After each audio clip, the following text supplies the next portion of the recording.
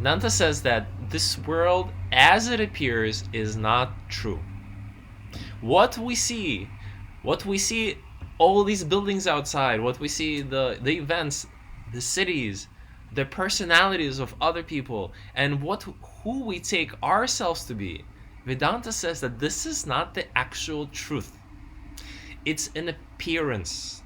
It's an appearance of truth.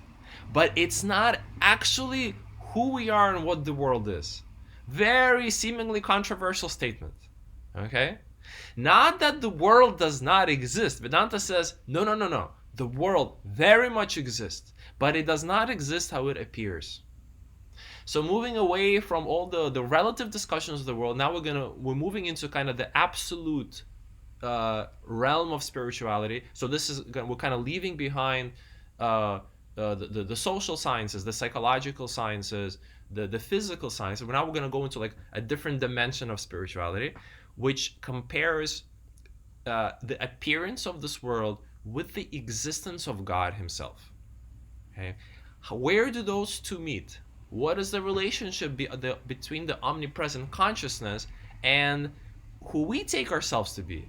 This person, this personality, who we know ourselves to be, who we know what this world looks like. What is the relationship between the two? So Vedanta says that what we see is a superimposition upon God. It's like a layer that has been pasted on. It's a layer that has been adhered. It's like with an adhesive. It has come upon the existence of God. God Himself is the being.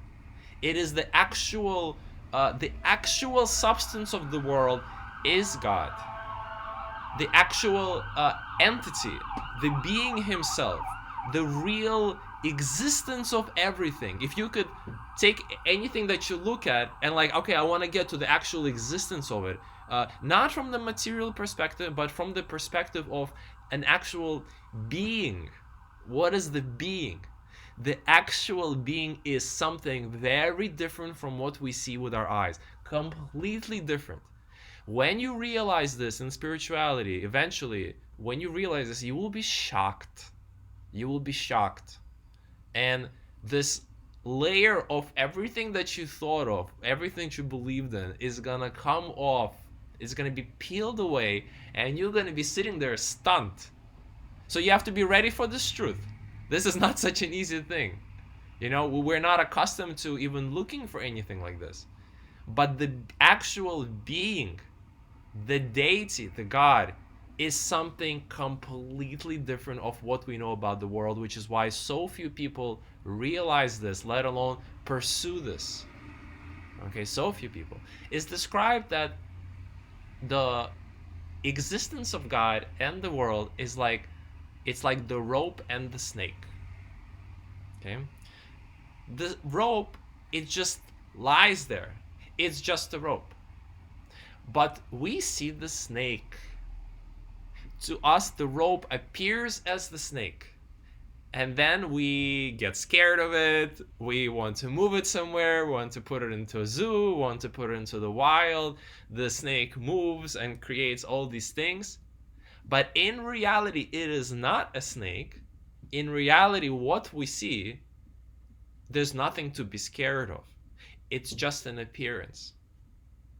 We get scared of our own misperception of what we see and who we see. Underneath this snake, underneath this world, if we have cleansed our perception, if we have ceased slowly our reactivity to the world, in a snap, instantly, it could be revealed to us the rope of this world. And then you would be stunned to see it. You'd be like, oh my goodness, wow. And then the question is like, what happened with the snake? I'm going to go into more details right now. This is just kind of introduction. What happened to the snake, everything I've known? And then you will understand what is Maya. You will understand what is ego. Before then, it's very difficult to understand these things. So you can just hear about them and think of it as a possibility. But what we see is not true. Okay?